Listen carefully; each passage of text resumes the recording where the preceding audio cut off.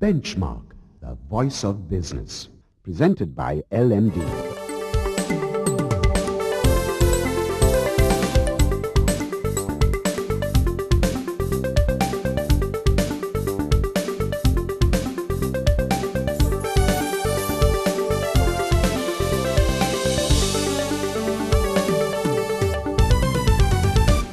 On this week's edition of Benchmark, a dramatic fall in biz confidence according to the latest BCI data, details in our top story.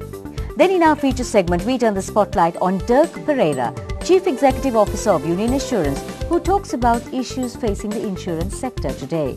And we wrap up this edition by talking to Shaheen Khader, the Managing Director of the Nielsen Company Lanka, who analyzes the BCI data. That's the lineup for Benchmark this week.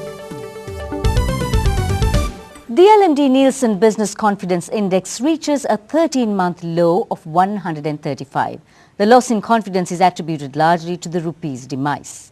This is Benchmark. Welcome to the show. I'm Savitri Rodrigo.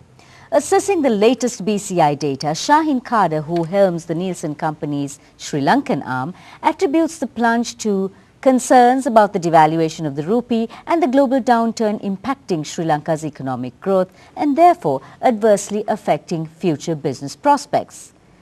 Nielsen's managing director adds that businesses are also concerned that the devaluation would undermine foreign investor confidence. In early March, the IMF said it expects Sri Lanka's GDP growth to drop below 7.5% this year from 8.3% in 2011, despite the central bank's forecast at the time of 8%.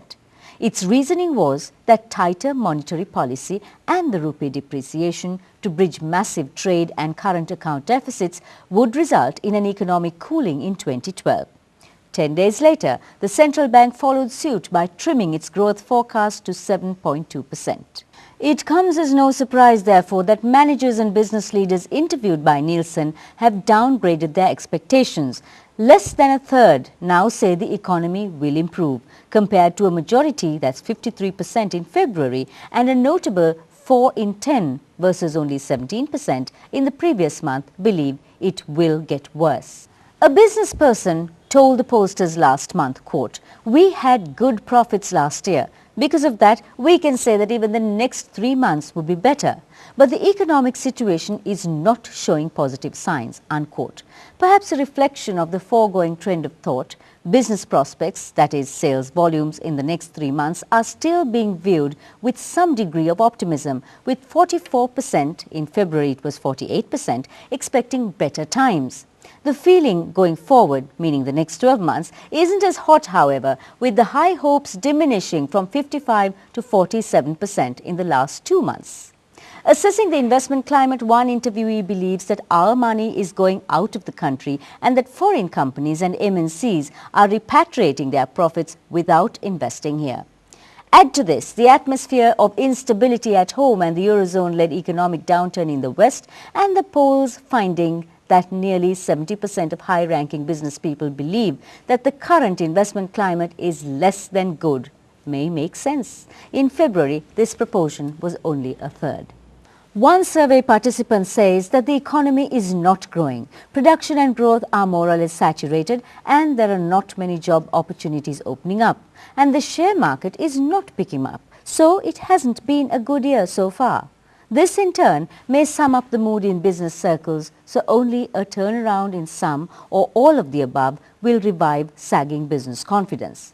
There is also the prospect of a fuel crisis given our dependence on oil from Iran amidst allegations of more foul play inside the murky holes of the so-called state, not to mention the spiraling price of oil in the international market because the war drums are beating yet again in the Middle East.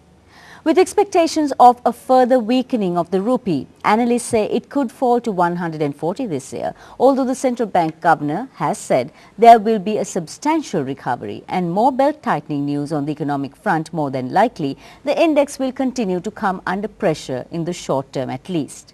On the brighter side, the March fall may have the worst news factored in which case the best case scenario for business confidence could be a steady state, albeit at this relatively low level. We take a break for commercials now. Stay with us for Spotlight when we speak to Dirk Pereira, Chief Executive Officer of Union Assurance. That's after the break.